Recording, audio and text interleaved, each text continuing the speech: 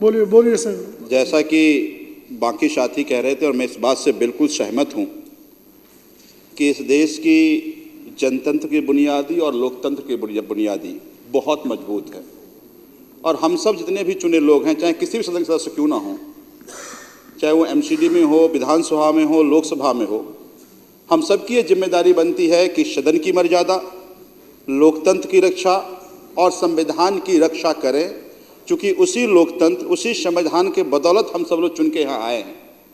जो कुछ भी एमसीडी में कल से हो रहा है, भारतीय जनता पार्टी इस देश के लोकतांत्रिक मर्यादा को, इस देश की संवैधानिक व्यवस्था को तार तार कर रही है। हम तो डे वन से मानते हैं कि इनको लोकतंत्र में और संविधान में विश्वास नहीं है, लेकिन इस तरह से पावर हो तो उसका नंगा नाच करना मुझे लगता है कि ये ठीक नहीं है। कल मुझे लगता है कि एमसीडी में जो चुने हुए सदस्य गए हैं, चुने हुए सदस्य अपने मेयर को चुनते हैं और एमसीडी एक्ट में ये प्रोविजन है कि वो मेयर हाउस जब जब वो चाहेंगी, जब जब हाउस बुलाना होगा, वो एमसीडी के मेयर बुलाएंगे। एमसीडी की जो मेयर हैं, उन्होंने हाउस का दिन रखा आनन फानन में। पहले तो कहा गया कि 1 बजे रात में हाउस चलेगा, क्या मजाक हो रहा है।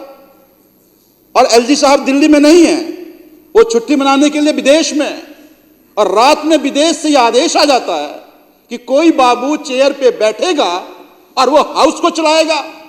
ये बात केवल कोई पक्ष विपक्ष की नहीं है, चाहे हम हो या हमारे विपक्ष के साथी हों, सबको इसी दिल्ली की जनता ने चुन करके भेजा है।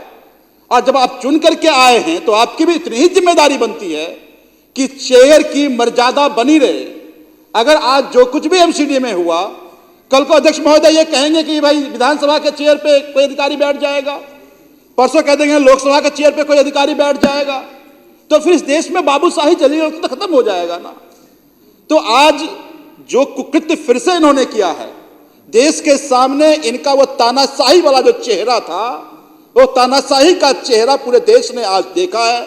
हम सब लोग इस सदन की मर्यादा को, संवैधानिक व्यवस्था को और लोकतांत्रिक व्यवस्था को अक्षुण्ण रखने की और संरक्षित रखने की जिम्मेदारी है और इसीलिए हम इसका पुरजोर विरोध करते हैं, हम कड़ी निंदा करते हैं और इस देश के संविधान को, लोकतांत्रिक मर्यादा को कोई अगर तार तार करने की कोशिश किया जाएगा तो ये कतई बर्दाश्त नहीं किया जाएगा।